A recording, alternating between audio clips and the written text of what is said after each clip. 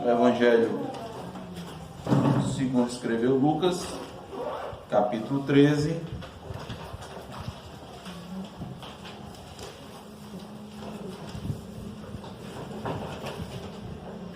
Lucas 13, vamos refletir nessa oportunidade do versículo 6 até o versículo 9. Lucas 13, do 6 até o 9.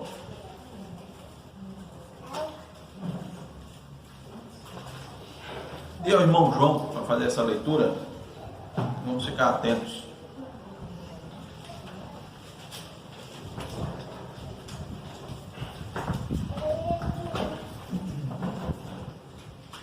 Então Jesus proferiu a seguinte parábola: certo homem tinha uma figueira plantada na sua vinha e, vindo procurar fruto nela, não achou.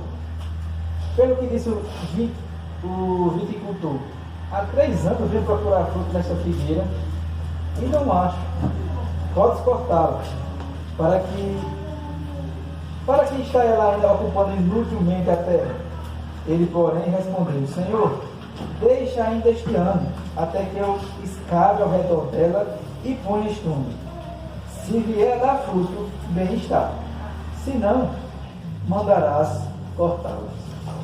Amém. Vamos orar mais uma vez. Senhor Deus, nosso Deus santo e bendito, Deus soberano, Senhor nosso, a quem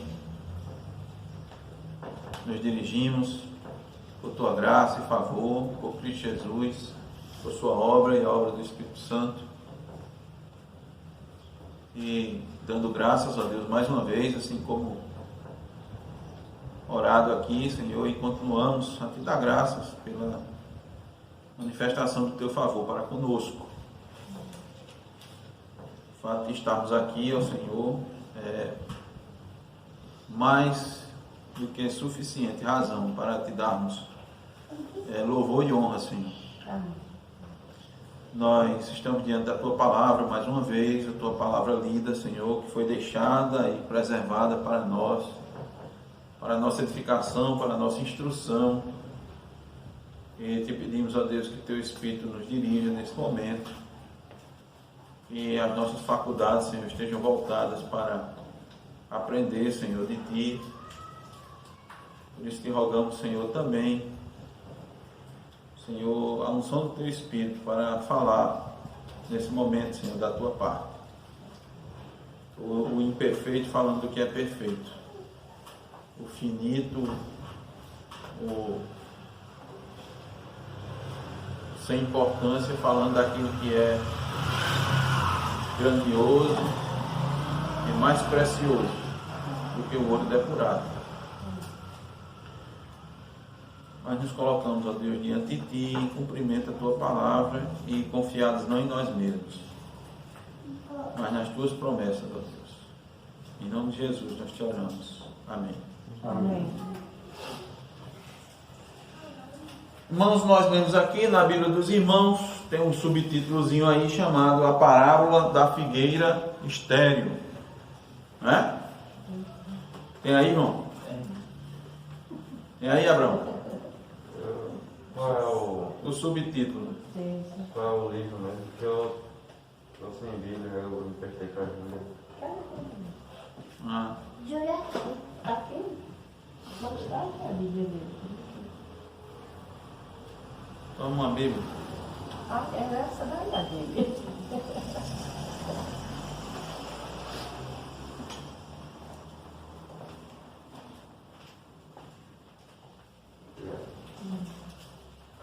Lucas 13, do 6 ao 9.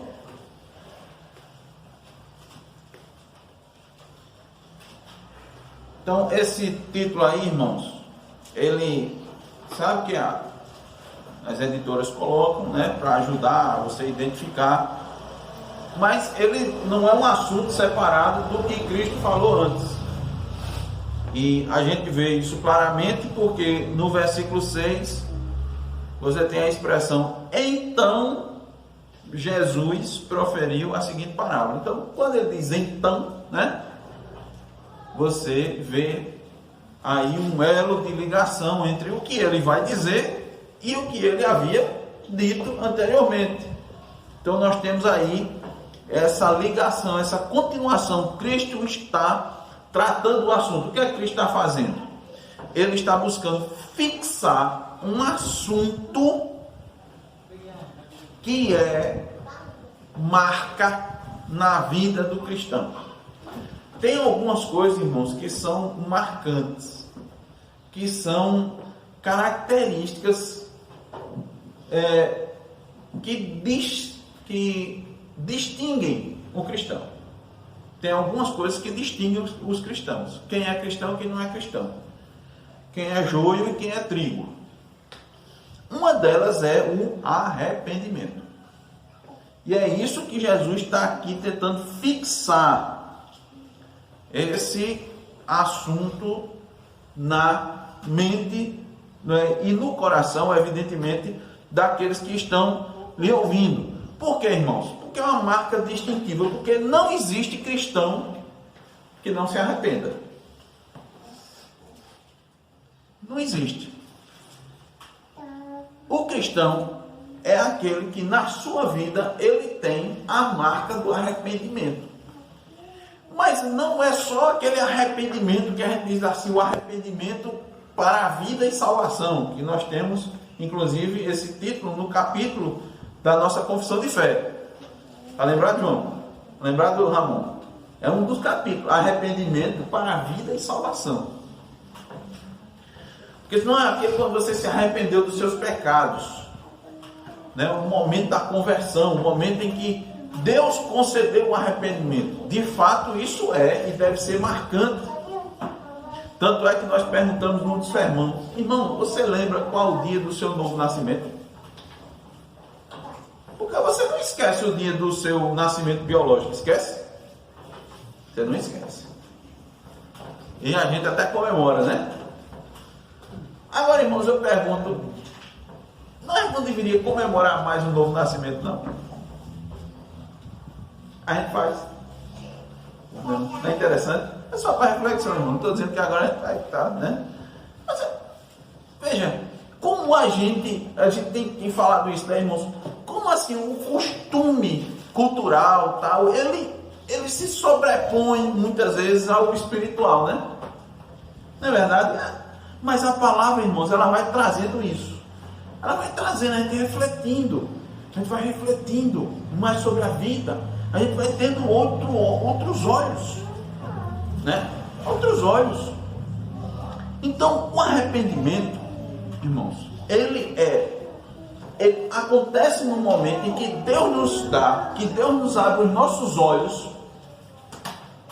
para enxergarmos que estávamos perdidos, estávamos mortos e Cristo nos deu vida. E como eu disse assim, deve ser um momento em que a gente deve se lembrar. Por quê? Porque se não houve uma mudança radical, então não houve um novo nascimento, não houve verdadeiro arrependimento.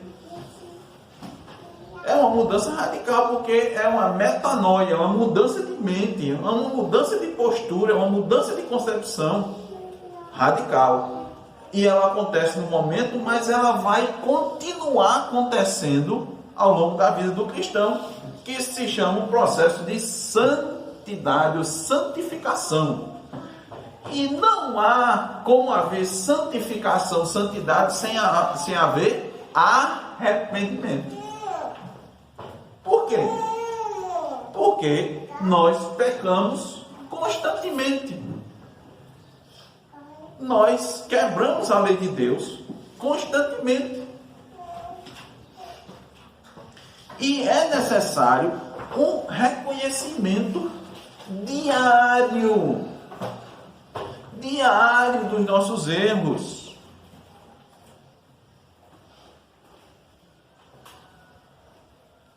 Então, arrependimento é o profundo reconhecimento dos nossos erros, dos nossos pecados.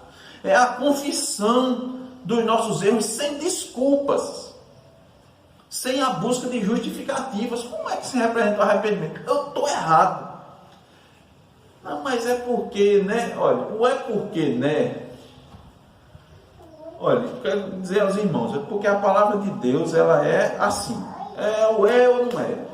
Toda vez que você já fica preparado disso, seu coração é enganoso, toda vez que você disso vai se arrepender e começa a se justificar, esse arrependimento é falso. É falso.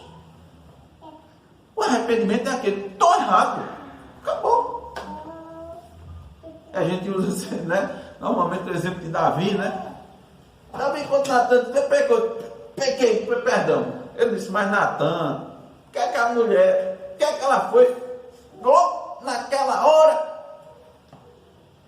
Aí também é demais, né? Ninguém é de ferro. Ele disse isso, não, irmão. Muitas vezes o que a gente tem é remorso. Né? Por que é um remorso? É um reconhecimento do erro, mas devido às consequências ruins que advêm pelos erros. Como é isso daí? É assim, a lei de Deus está no coração da gente, tá certo? Está lá em Romanos 2,14.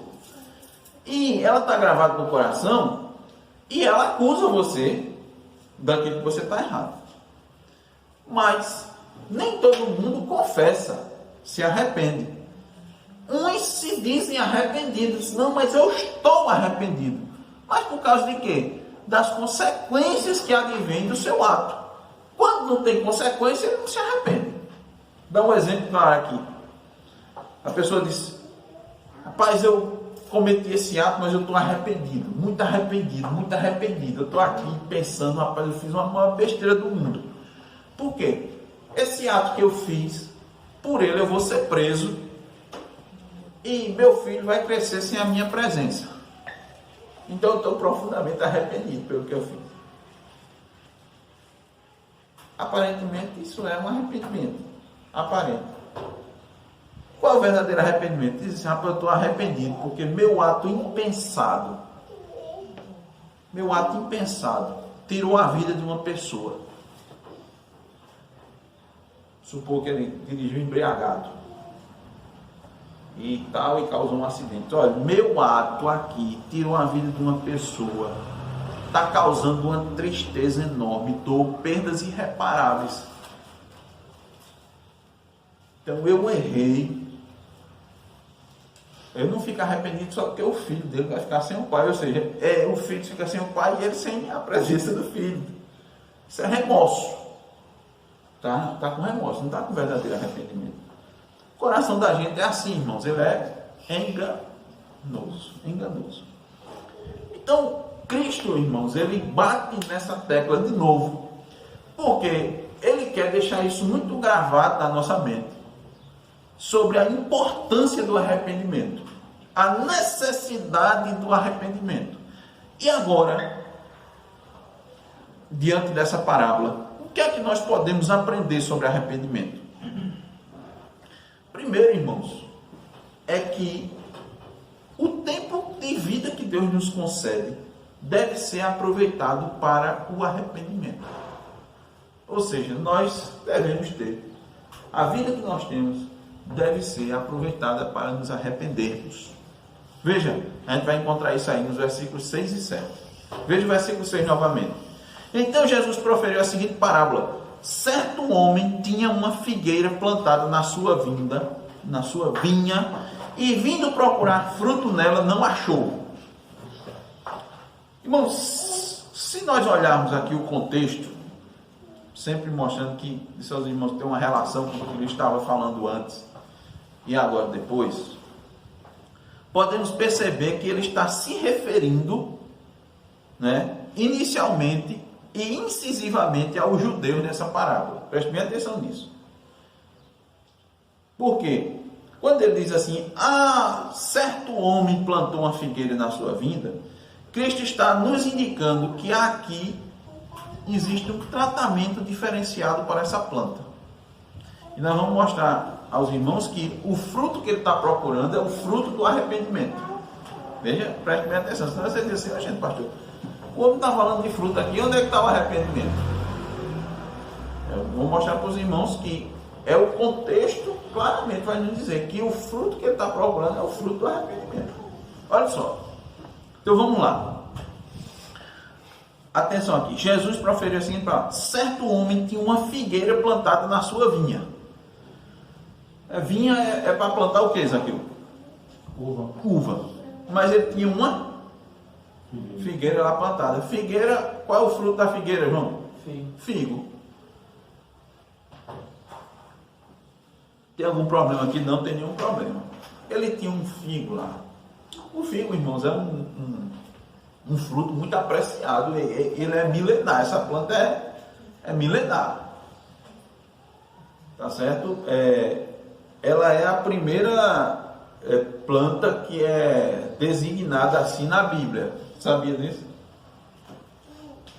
Designada assim, pelo nome. Quando Adão pegou as folhazinhas lá para se cobrir, né? Quando viu que estava nu, ele pegou as folhas de quê? De uma figueira. Pegou a folha de uma figueira. Então ela está lá, né? Está lá sendo descrita desde aquela época. Então a figueira, o figo, é um fruto muito apreciado, tá certo? Existem muitas e muitas espécies de figueiras que Deus nos deixou aqui. E essa figueira numa vinha, irmãos, ela significa que ela foi plantada ali com o objetivo de ser cuidada de maneira especial. Essas vinhas aqui, quando diz assim, na sua vinha é uma vinha privativa, é uma vinha assim particular. Então quando se coloca assim, sabe, uma figueira plantada numa vinha, porque você vai dar mais cuidado daquilo dali. Aquela planta, normalmente é uma terra muito bem preparada, adubada, e olha que tinha um viticultor ali, ou seja, tinha uma pessoa dedicada para cuidar daquelas plantas ali. Então, essas vinhas, irmãos, plantadas perto de casa, ela normalmente era para produção e consumo particular do proprietário. Então, por isso que ela recebia uma atenção muito grande. Os irmãos lembram que em 1 de Reis, capítulo 21, nós encontramos Acabe desejando a vinha de Nabote. Por que ele deseja a vinha de Nabote? Porque Nabote tinha uma vinha plantada de lado do palácio, colado no palácio, na casa dele. Então, ia servir muito bem ao seu propósito. Ele disse: rapaz, isso aqui é o filé.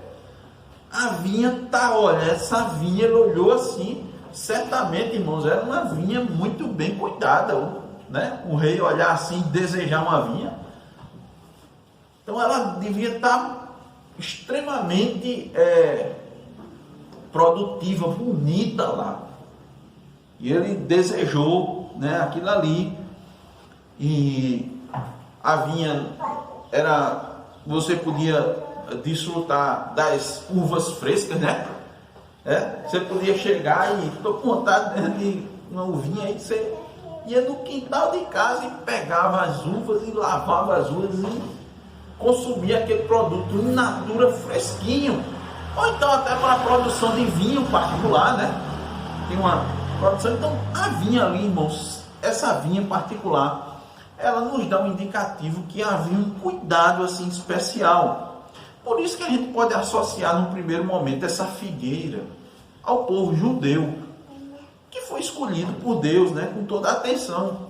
Dentre os povos, Deus pegou o judeu, né, e selecionou para si, fez promessas, derramou bênçãos, Deus deu privilégio a eles que outra nação na terra não recebeu. O apóstolo Paulo deixa isso muito claro. Tem alguma vantagem o judeu? Tem. Claro que eles têm vantagem. Receberam leis santas, justas e perfeitas. Receberam revelações da parte de Deus que ninguém mais teve, irmão. Ninguém mais desfrutou. E sabemos, irmãos, que Deus faz tudo para o louvor da sua glória. E Israel era para lhe glorificar. A nação de Israel era para lhe engrandecer o nome por meio dos seus frutos. E os principais frutos deveriam ser o quê? fé, arrependimento, santidade e piedade. Deus esperava de Israel uma vida de arrependimento. A mensagem de João Batista era assim, irmãos, olha, vendo ele, porém, que muitos fariseus e saduceus vinham ao batismo, disse-lhes: raça de víboras, quem vos induziu a fugir da ira vindoura? Produzir, pois, frutos dignos de arrependimento. Então, o que João Batista esperava, os frutos que João Batista esperava dos saduceus e fariseus, os religiosos, os que conheciam as leis de Deus, era o quê? Arrependimento. E aí ele disse: não comeceis a dizer entre vós mesmos, temos por pai a Abraão, porque eu vos afirmo que destas pedras Deus pode suscitar filhos a Abraão. Já está posto o machado à raiz das árvores, toda árvore, pois, que não produz bom fruto, é cortada e lançada ao fogo. Então veja, irmãos, a harmonia dessas palavras de João Batista com o verso seguinte de Lucas 13, versículo 7. Diz assim: pelo que disse ao viticultor, há 3 anos venho procurar fruto nesta figueira e não acho. Podes cortá-la. Para que está ela ainda ocupando inutilmente a terra? Então, o fruto aqui, irmãos, claramente é um fruto de arrependimento. Essa mensagem, evidentemente, não é exclusiva para os judeus, que receberam muitos privilégios da parte de Deus. Quem mais, irmãos, recebeu o privilégio da parte de Deus? Quem mais, Ramon? Que povo mais recebeu o privilégio da parte de Deus? Além dos judeus. Quem responde? Na época, mas nessa época agora, de Jesus? Sim, Jesus está falando da época dele. São os gregos que estavam ali, os gentios que estavam ali seguindo ele. Eles receberam a palavra. Foi? Quem mais? Quem arrisca? Os cristãos. Os cristãos, irmãos, a igreja. Vós, porém, sois raça eleita, sacerdócio real, nação santa, povo escolhido da parte de Deus. Povo escolhido. Então, irmãos, a igreja recebeu grandes privilégios da parte de Deus. Enquanto Israel estava na antiga aliança, a igreja desfruta da nova aliança e todos os seus benefícios, a revelação completa da Escritura, a luz, a verdade, o ensino que os incrédulos jamais poderiam obter. De novo, vou fazer aqui um paralelo, irmãos, olha. Atente bem para isso, irmãos, as bênçãos que Israel recebeu. O que nós vemos no Antigo Testamento, irmãos, na Antiga Aliança, ali, irmãos, era um meio didático, pedagógico, de ensino, que Deus estava dando, que Deus estava trazendo. Olha, preste bem atenção. Como é que você entendia que uma pessoa na Antiga Aliança, ele era abençoado, bem-sucedido? Quando era? Quando seus negócios prosperavam. Quando ele tinha muitos filhos, né? Quando ele estava ali no meio do povo, ele se destacava, era um cabeça. Aquilo dali, irmãos, era uma forma pedagógica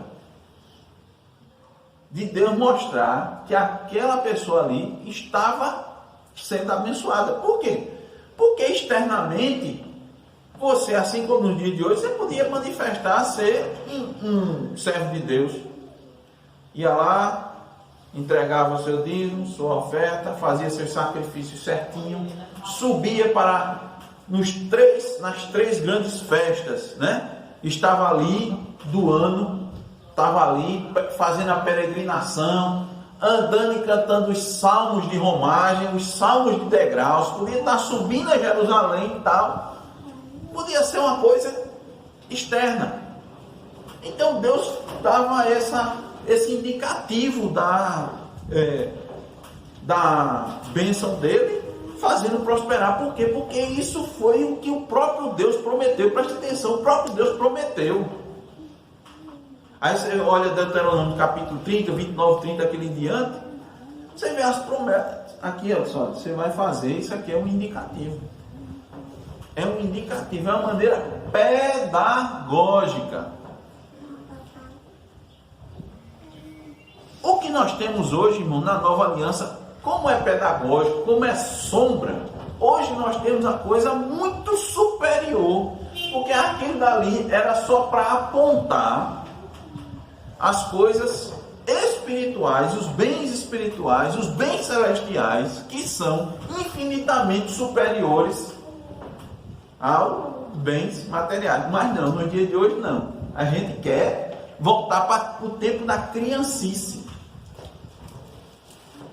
Irmão, sabe essa palavra pedagogo, de onde vem, de onde surgiu? Ramon sabe, né? O pedagogo, irmãos, era aquela figura de uma pessoa designada para pegar na mão da criança e levar ela até a escola, até o mestre. Era o aio. Por isso que Paulo diz: a lei me serviu de aio, de condutor. Pegou na minha mão e levou para o principal. A antiga aliança, todas aquelas figuras, tudo aqueles negócios que tem lá, irmãos, é para nos conduzir o entendimento para as coisas espirituais, que são superiores muito a que está ali. Então hoje nós temos que estar vivendo no tempo da maturidade. Aí o pessoal quer viver no tempo da criancice. Dá para entender o negócio dele? Aí fica pedindo o quê? Fica achando que dinheiro, status, saúde é sinônimo de bênção. Aí por isso que o pessoal está aí, culto da prosperidade, culto da libertação, culto da colheita, culto da primícia, culto da... Tem um monte de nome que o pessoal bota aí. Parece mais pagão do que cristão. Irmãos, é para a gente ir para frente, não é para trás. Isso aqui era para a gente aprender com. Nós vamos aprender com Israel. Israel aprendeu a lição? Não, Israel não aprendeu a lição, irmãos. Israel rejeitou Cristo. Não dá para entender isso, não. Israel rejeitou Cristo. Veio para o que era seus e os seus não o receberam. Mas a todos quantos receberam, deu-lhes o poder de serem feitos filhos de Deus, a saber os que creem no seu nome. Então, irmãos, nós temos aqui a igreja, tem uma revelação muito mais completa do que Israel. Tem uma luz muito mais clara. Jesus fez isso no seu evangelho. Deus mandou o apóstolo Paulo para escrever 600 cartas, para a igreja. E moveu Tiago, e moveu Pedro, e Judas, e João, para dar clareza. O livro de Hebreus fica mostrando isso aqui, as figuras lá do sacerdote. Só, irmão, Cristo, Tanto é, como é que começa Hebreus, irmãos, aqui? Como é que começa Hebreus? Havendo Deus? Vamos, consulta. É em Hebreus? Havendo Deus, outra palavra. Calma. Calma, irmão. Você está ansioso. Vai aparecer na cara do correio. Tem dois textos, né? Havendo Deus outrora falado muitas vezes e de muitas maneiras aos pais pelos profetas, nesses últimos dias nos falou pelo Filho, a quem constituiu o herdeiro de todas as coisas, pelo qual também fez o universo. Aí o povo quer o quê? O povo fica pedindo o quê nos dias de hoje? Que o povo fica pedindo e atrás, irmãos ateus, de revelação, de sonho, de profecia. Não é? Mas a Bíblia está dizendo, irmão, aquilo dali era só uma coisa que você já tem. Você já tem toda a revelação. Vocês estão atrás de que revelação? Se a palavra de Deus está toda revelada, por que vocês estão querendo sonhar para ter interpretação de sonhos se a palavra de Deus está aqui, meu irmão? Está entendendo? Para que isso? Deus outrora falou, mas hoje em dia nos fala através da sua palavra de Jesus Cristo. Por que você está indo atrás dessas coisas? É só um parênteses, né? Parênteses meio grande, mais que parênteses, foi chaves e colchetes.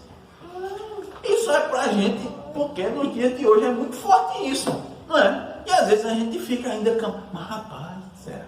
Mas rapaz, Deus não abençoa não? É claro que abençoa. Mas nós estamos atrás de olhar para as coisas lá do alto. Tesouro, acumula tesouro aonde? No céu. Eu sei que é difícil, irmão, mas com a graça de Deus a gente vai romper essa visão. A gente Deus vai nos dar essa graça de ir rompendo com essas coisas, a gente vai vivendo livre dessa visão. Então, hoje nós temos livre acesso ao Pai por meio de Cristo Jesus.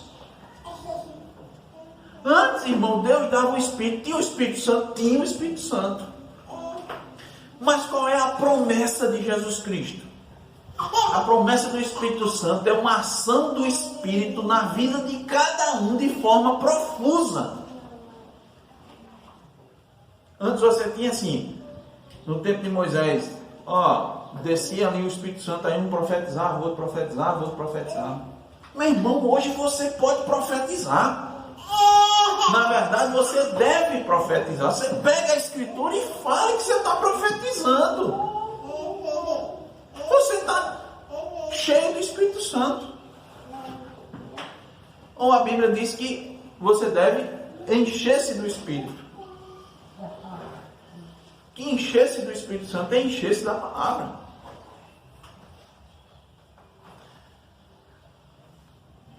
Então, o privilégio que a igreja tem é grande demais, irmão. O privilégio é muito grande. Então, é muito perigoso, irmãos. O que é que acontece? Nesse versículo aí, nós vemos, os versículos 6 e 7, que é muito perigoso não apresentar frutos. Aí, de novo, que frutos são os frutos de arrependimento? O que é que ele estava falando antes, João? Vamos lá.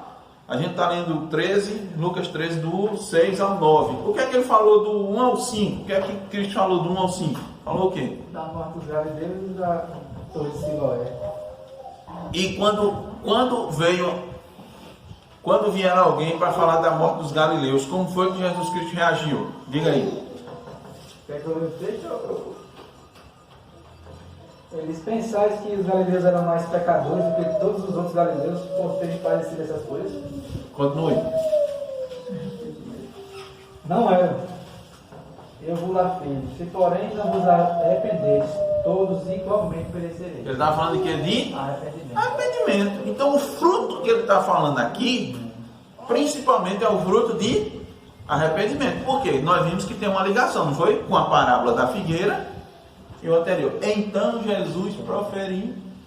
Se ele então proferiu, é porque ele estava fazendo uma aplicação de uma parábola para um ensinamento que ele acabou de dar. Claro, se arrependa. Então, irmãos, nós aprendemos aqui com esse ensino de Jesus Cristo que a nossa vida deve ser uma vida de arrependimento. Arrependimento de quê? De pecado. Só isso? Não. O arrependimento de não viver completamente para a glória de Deus. Precisamos entender isso. Você vive para quê? Como é que você vive? Como é que você divide sua vida? Quais os objetivos da sua vida? O objetivo maior da nossa vida tem que ser o quê? A glória de Deus, daí eu pauto as outras coisas. Daí eu pauto todo o resto da minha vida. Então é nesse sentido que Deus vai estar em primeiro lugar. Eu vou buscar em primeiro lugar o reino de Deus e a sua justiça. Então Deus vai ser o principal na minha vida, é Deus. Deus, a partir de Deus, as outras coisas vão. Então meu objetivo é assim, irmãos. Quem faz projeto, quem já fez projeto, né? Você tem alguns itens, etapas de um projeto. Um projeto você tem uma introdução e justificativo, normalmente, né? Por que você está fazendo esse projeto? Depois, imediatamente depois, você tem os objetivos do projeto. Não é assim? E muitas vezes ele divide em objetivo geral e objetivos específicos. Então, os objetivos específicos não podem fugir do objetivo geral. Não é, não? Não pode fazer isso. Não tem sentido ser esse projeto. É para quê? Esse projeto está fora. Então, Deus tem um projeto, irmão, para a sua vida. Agora, os objetivos específicos não podem fugir do objetivo geral. O objetivo maior que Deus tem para a sua vida é glorificar o nome dEle. Então, na nossa vida tem que ser assim. Você tem o objetivo de constituir uma família? Está dentro da palavra de Deus, graças a Deus. Só não pode fugir do objetivo geral. Tem que glorificar a Deus. Então, a maneira como você vai constituir sua família, a escolha do cônjuge, como você vai conduzir sua família, não pode fugir do objetivo geral, que é glorificar a Deus. Eu quero, né, para construir família, precisa ter um emprego que dê condições de sustentar a família. Maravilha! Ele não pode fugir da glória a Deus. Não pode fugir dos parâmetros divinos. Aí você vai ajustando. Então, por isso, irmãos, que precisamos ter uma vida de arrependimento. Porque a nossa tendência no nosso coração é fugir disso aí.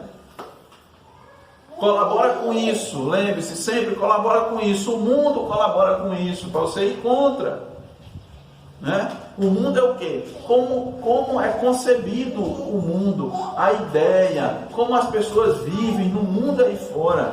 Eles vão colaborar com isso.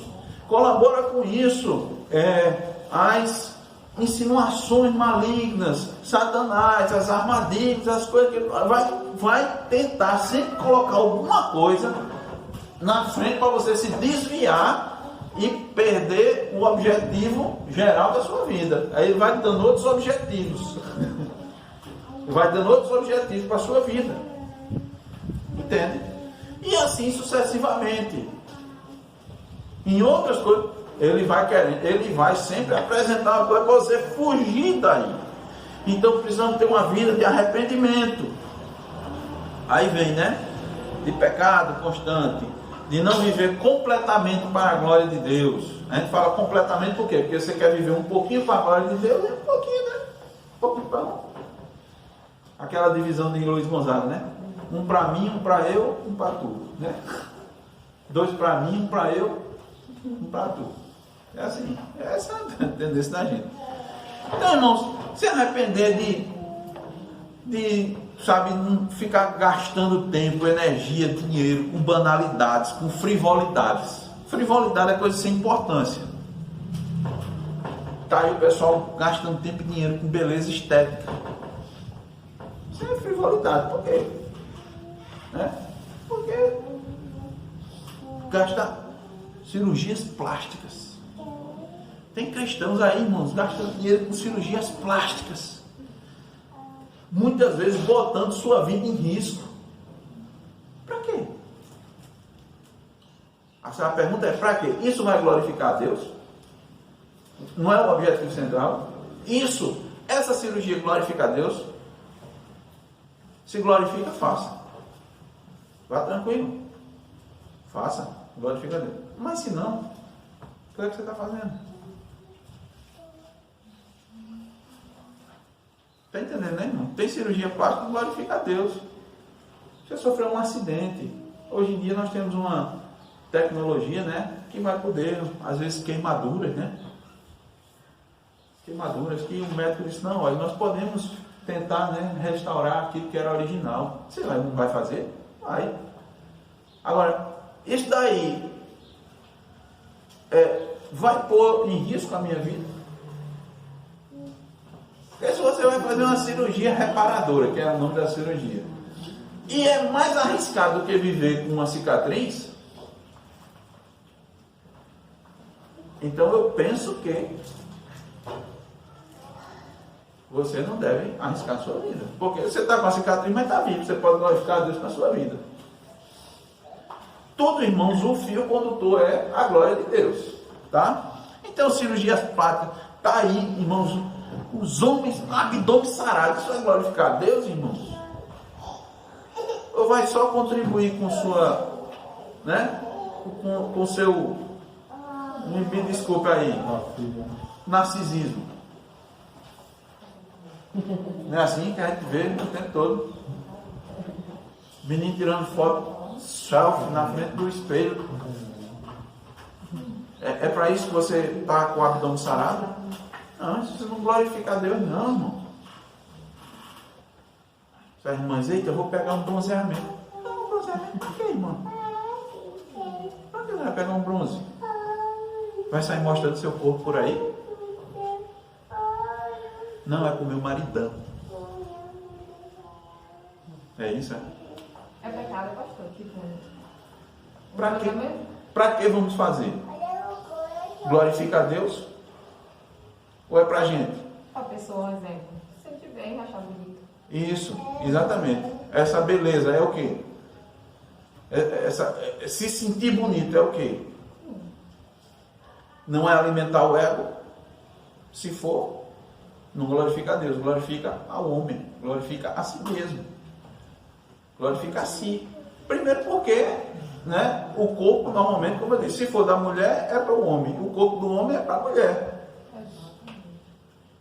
né? E ele normalmente deve estar vestido, né? O corpo deve estar coberto, né? Aí como é que você vai mostrar o bronzeamento?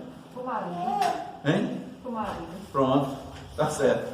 Conversa com o marido para ver se de fato essa é uma demanda dele ou uma demanda mais da mulher. Essas coisas a gente vai se questionando, a gente vai se perguntando, a gente vai questionando, porque isso é perfeitamente normal. Normal em que sentido? A gente fazer essas comparações. Por quê? E essas perguntas, elas são importantes para nós, para a gente ver. É para a glória de Deus? Ou é para mim? Né? Eu jogo essa demanda para o meu esposo, ou essa é uma demanda minha que eu digo que é do meu esposo? Ou o inverso? Não, eu estou fazendo isso, estou ficando sarado para a minha esposa. Porque não é só mulher não, meu irmão. Não é para Deus. Não é só de jeito nenhum. Um homem, não, estou ficando sarado para minha esposa. É mesmo? Será? Essa necessidade é a sua esposa que diz, meu filho, vá lá, meu filho, para você ficar com o seu abdômen sarado para mim. Será? Então, irmãos. Outra coisa, estou falando nessa temática aí, né? Que é um pedaço só. A Bíblia fala para a gente fugir da aparência do mal, né? Ao contrário do que a gente deve buscar, que é uma visão espiritual das coisas, o mundo não enxerga assim, né? E supondo nessa perspectiva aí justificadora, né? Não, é para meu marido e é para minha esposa, supondo que seja nessa perspectiva aí de, inclusive, de se justificar,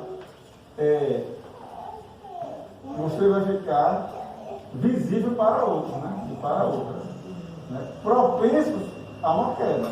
Tentado a mostrar. Tentar mostrar e tentar a querer mostrar e as pessoas quererem ver ainda mais, né? E aí é uma coisa, mas era com meu marido, mas enfim.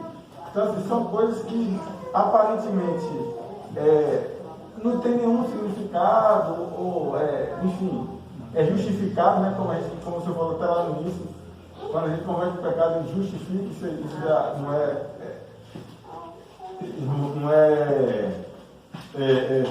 um real arrependimento.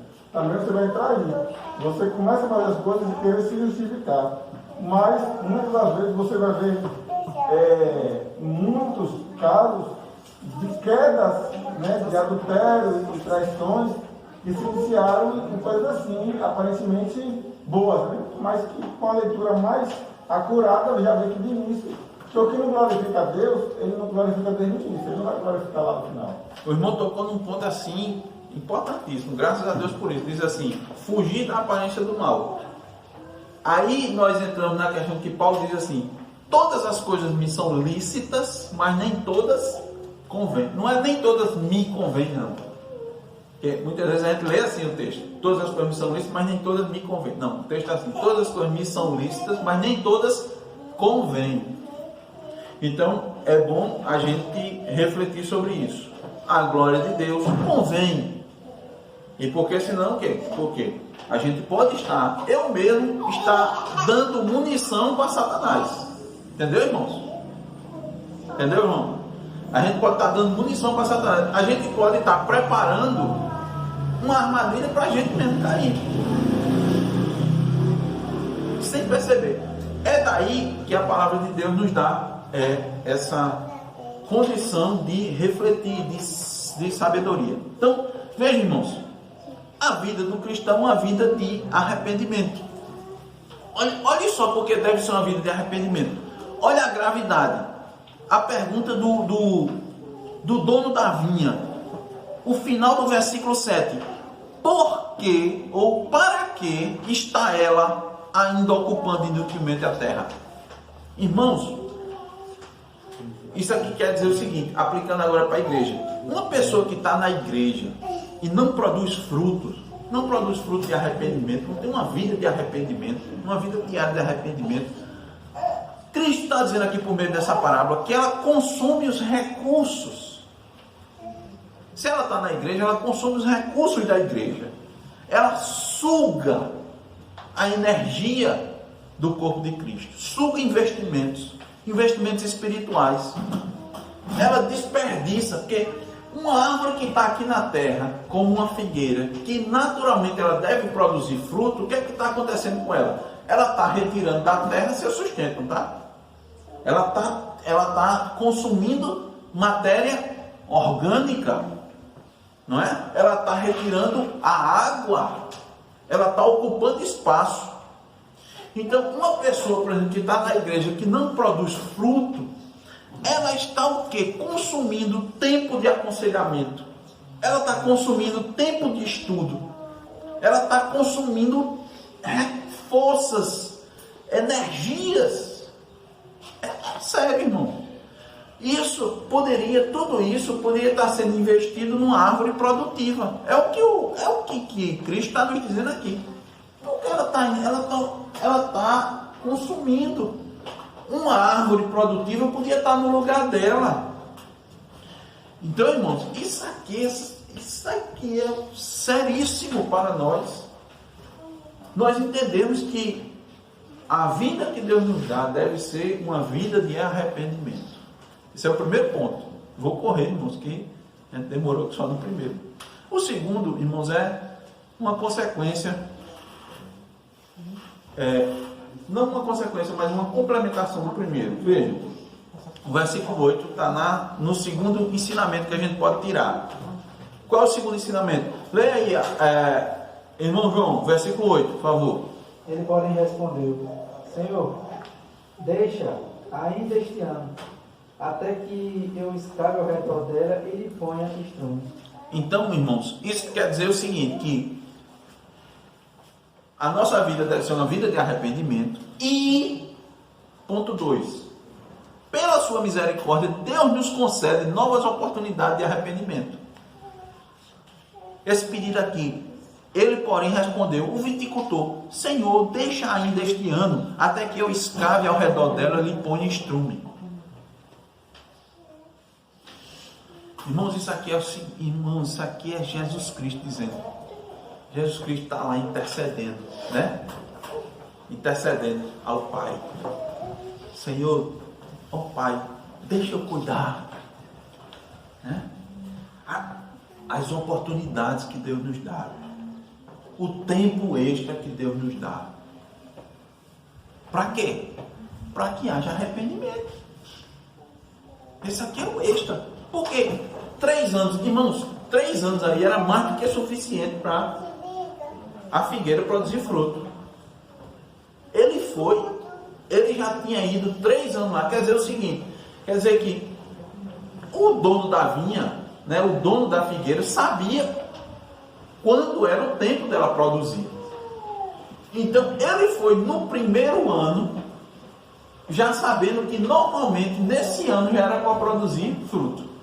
Aí não tinha, aí ele teve, né, voltou. No outro ano ele foi de novo e não viu fruto. Aí ele foi o 3º ano, quando chegou lá disse: não, essa árvore está muito tempo aqui. Irmãos, isso daqui é duas coisas aqui, né? A gente saber que pela misericórdia Deus nos concede a oportunidade de arrependimento, mas o arrependimento tem que ser logo. Porque você não sabe quanto tempo Deus está dando de... Quanto tempo Deus já não está suportando. Por isso que o autor aos Hebreus disse: se hoje ouvides a sua voz, não endureçais logo. Se arrependa logo, né? Endurecer, né? Coração duro, dura cerviz, tá? Se arrependa quando? Hoje. Veja que existem muitos textos na Bíblia que mostram, irmãos, que enaltecem a misericórdia de Deus. O Salmo 136 é um deles. Lembra do Salmo 136? Abra aí sua Bíblia.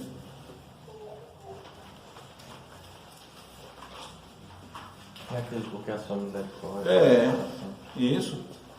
Vamos ver aí o Salmo 136.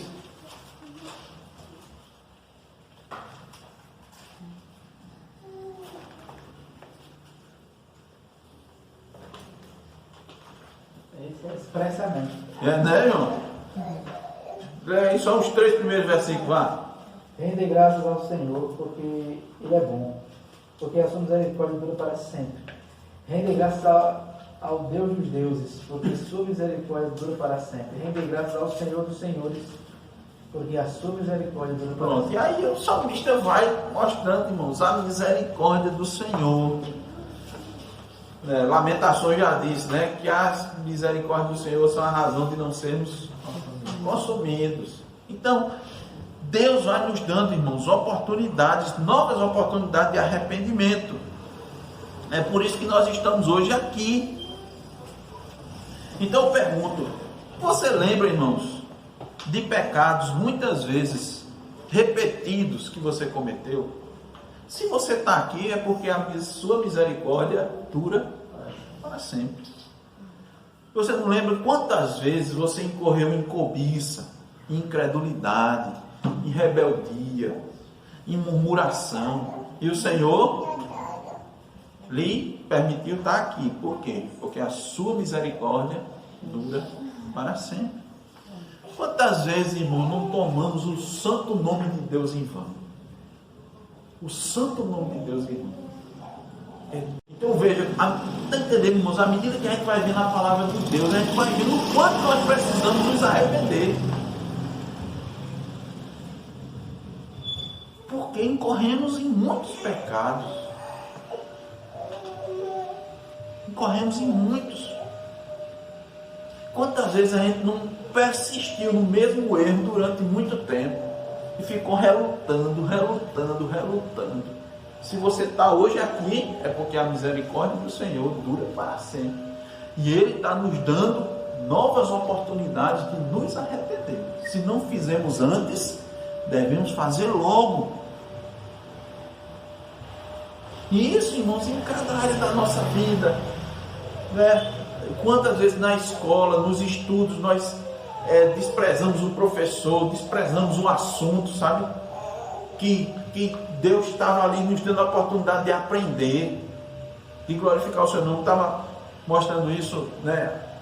A gente estava conversando aqui, por que nós devemos aprender? Qual o objetivo de nós aprendermos? Se for o objetivo, não, a gente vai aprender para conhecer as coisas, para poder saber fazer, para poder você passar ter uma nota boa no Enem, para você entrar numa universidade, para você ter um bom emprego, é por isso. Isso é o comum. Você deve aprender as coisas para glorificar a Deus. Como eu vou glorificar a Deus? Deus nos deu o mundo para nós administrarmos. Não foi assim, irmãos? Aqui Deus deu o mundo, a homem está aqui, eu criei tudo perfeito, administro, tomo conta. Como é que a gente vai tomar conta sem saber? Como é que eu vou cuidar das coisas sem saber? Aí Deus dá uma oportunidade da escola ensinar. Para que eu vou saber química? Tem uma pergunta mais difícil, né? Pastor, para que eu vou saber polinômio? Essa é difícil. Pastor, para que eu vou aprender, pastor? É equação de segundo grau na vida. Onde é que eu vou aplicar isso, pastor? Eu sinto, irmãos, vou dizer por quê. Eu sinto que muito porque os professores não conseguem fazer a associação do que se aprende com a vida. Eu sinto muito, mas tudo tem uma relação. Porque quem descobriu essas coisas, como é que eles descobriram? Como é que o pessoal conseguiu? Eles observavam a criação e desenvolviam a teoria, não é assim? Ele observava a criação, como é que vem as teorias? Da Vinci, quando ele fez o desenho do primeiro avião, como seria, né? A estrutura era com base em animais que voavam, ele observava. Ele observava o que Deus criou, a perfeição da criação, assim, lógico. Depois da queda, do pecado, mas está lá. E hoje nós usamos, por exemplo, a asa delta. A asa delta ele tinha feito uma estrutura, só que se eu não me engano com uma engrenagem, né? Que fazia como se fosse o movimento das asas, né? E ele desenvolveu isso aí. Aí ajuda, né? Hoje em dia ajuda a se locomover, né? A conseguir chegar em alta distância, ajuda na evangelização, né? O desenvolvimento dos navios, alcançar outros povos. A medicina tem tudo para isso. Então, irmãos, nós desonramos, né, quando não aprendemos aquilo que era devido. Nós temos muita coisa para nos arrepender. Nós temos muita coisa para nos arrepender. Certo? Então, quando a gente no trabalho é remisso, né? Quando não trabalha de forma devida, quando não envia esforços, quando a gente utiliza a lei do menor esforço. Pessoal, tem gente que é adepto da lei do menor esforço, né? Então, tudo que ele vai fazer, se ele puder fazer, o menor esforço ele vai fazer. Mas muitas coisas nós precisamos evitar. Por quê? Porque nós não trabalhamos para o nosso patrão em primeiro lugar, nós trabalhamos em primeiro lugar para Deus. Aí, ó, a glória de Deus está, né, como objetivo central. Então, irmãos, se estamos aqui nesse momento, é porque Deus, por sua misericórdia, está nos dando novas oportunidades. Está concedendo mais um ano a gente, na linguagem do verso 8. Verso 8 diz assim, né? Senhor, me dê mais um ano. Então, se eu estou aqui hoje, irmãos, é porque esse ano me foi concedido. Eu estou aqui hoje.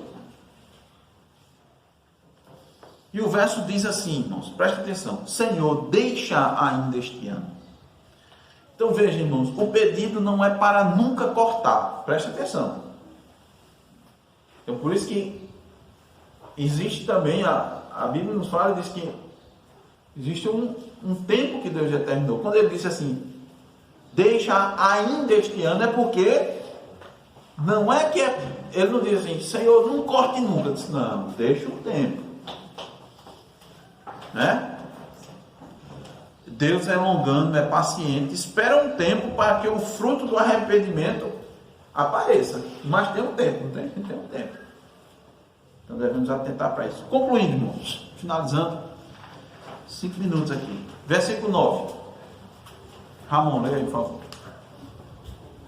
Se vier a dar fruto, bem está. Se não, mandarás cortá-lo. Então, Cristo está aqui trazendo uma mensagem clara, irmãos, para os religiosos da época e para os que se dizem cristãos da nossa era. Se não houver fruto, a consequência é morte, e morte eterna. Morte eterna. Vamos lembrar de novo aqui do que a gente estudou em Lucas 12:5, quando Cristo disse: eu, porém, vos mostrarei a quem deveis temer. Temei aquele que, depois de matar, tem poder para lançar no inferno. Sim, digo-vos, a este deveis temer. Então, Deus, irmão, Ele nos dá, por meio de Cristo Jesus, né, tempo extra para se arrepender. Que a sua misericórdia dura para sempre. Tá? Mas se não houver fruto, corta. E a começar, irmãos, de mim, a começar dos pastores na igreja, começar dos pastores, envolvendo todos. Se não estiverem produzindo fruto, se não estiver pregando a verdade, vivendo a sã doutrina, todos estão correndo risco de condenação. Se não estiver vivendo aquilo que está pregando, vai ser cortado, vai ser tirado. Se o fruto do Espírito não for visto na vida, se não tiver amor, alegria, paz, longanimidade, benignidade, bondade, fidelidade, mansidão, se esse fruto, ou se esses frutos não forem vistos na vida, essa árvore vai ser cortada. Porque se o Espírito Santo habita em nós, isso deve ser o fruto do Espírito.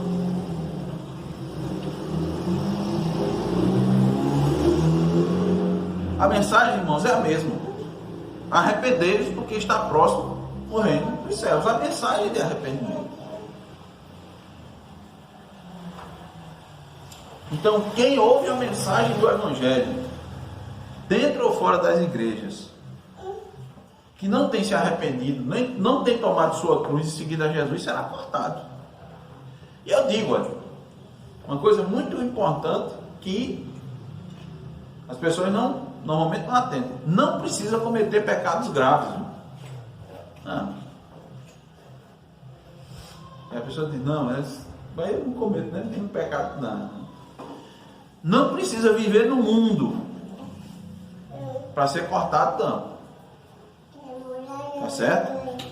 Basta viver conforme bem entende. Basta seguir seu próprio pensamento. Basta andar satisfazendo sua carne. Basta, ouça bem, vou terminar com essa. Basta não viver para a glória de Deus. Tem muito ímpio vivendo aí bem. Vive com a sua família, conduz sua esposa, seus filhos direitinho, sua respeitadora, né? São bons empregados, né? São pessoas que os filhos estão bem na escola, estão estudando. A pessoa não vive chamando palavrão, respeitador, uma pessoa que você anda na rua e o pessoal dá boas referências, bom pagador, bom comprador. Está vivendo para a glória de Deus? Se não tiver, o machado está posto na raiz. Entende que é muito mais do que externo. É muito mais do que externo. Então, irmãos, estejamos sempre alertas e examinando-nos a nós mesmos para ver se a nossa vida tem sido uma vida de arrependimento. Que Deus nos abençoe.